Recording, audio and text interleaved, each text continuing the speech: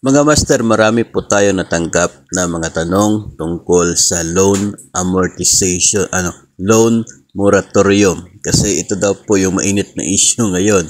Kung totoo ba at talaga bang magkakaroon ng loan moratorium. Sa post po ng DepEd, sinabi ng DepEd, hiniling ng DepEd sa lahat ng financial institutions na suspindihin ang pagbayad ng loan. Nakipag-ugnayan ito sa GSIS para mapatupad ang ito nga pong loan moratorium.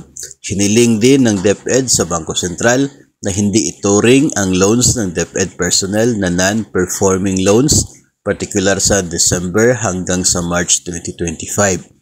Kasi ito yung period na hiniling ng DepEd na sana magkaroon ng loan moratorium. So, ang sagot po natin dyan ay hiniling ng DepEd.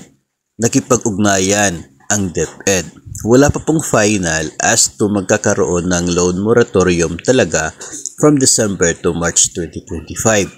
Ang sinabi po ng DepEd, ang plano by December, lahat ng personnel kasama sa loan moratorium January to March 2025 para sa mga apektado ng bagyo.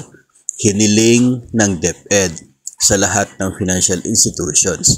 Ibig sabihin nga po doon po sa sulat ni Secretary Angara papunta sa iba't iba pong mga financial institution ay they request for a loan moratorium.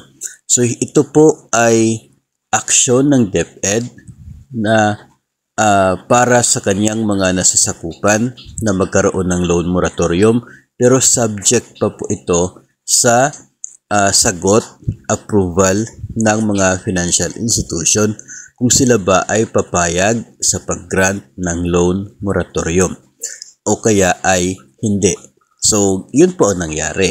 Ngayon, hintayin po natin kung ano po yung sagot ng mga financial institution na yan, kung sila ba ay nakahanda para magbigay ng loan moratorium.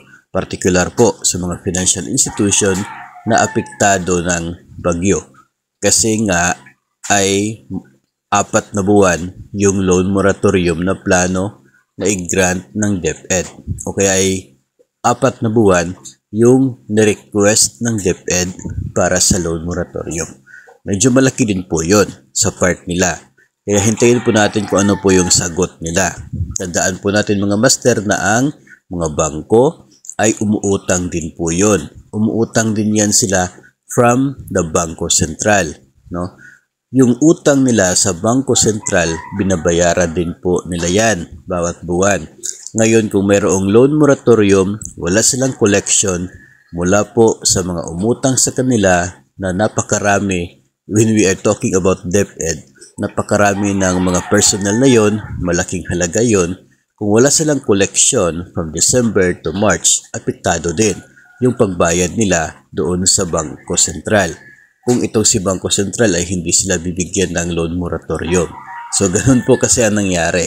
Na noon po kasing 2020, sa panahon po ng Bayanihan 1 at Bayanihan 2, si Bangko Sentral ay nag-grant ng moratorium sa mga bangko. Kaya itong mga bangko, nag-grant din ng moratorium sa kanila pong mga borrowers. So, ngayon, si Bangko Sentral walang moratorium to the banks, hindi lamang ituring na non-performing loans, itong loans ng mga DepEd personnel kasi may negative effect yun sa part ng portfolio ng isa pong lending institution kung ituturing na non-performing itong mga utang na hindi po nabayaran during loan moratorium. Ibang usapin na po yun.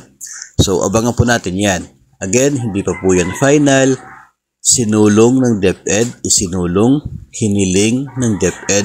Hintayin po natin yung sagot ng mga concerned lending institutions kung ano yung kanila pong magiging aksyon. Handa ba sila magbigay ng moratorium o kaya ay hindi. So, yun po yung abangan natin, yung paglabas ng DepEd ng official na order, no, para po sa pag-implement ng moratorium o kaya ay hindi pag-implement ng moratorium na ito.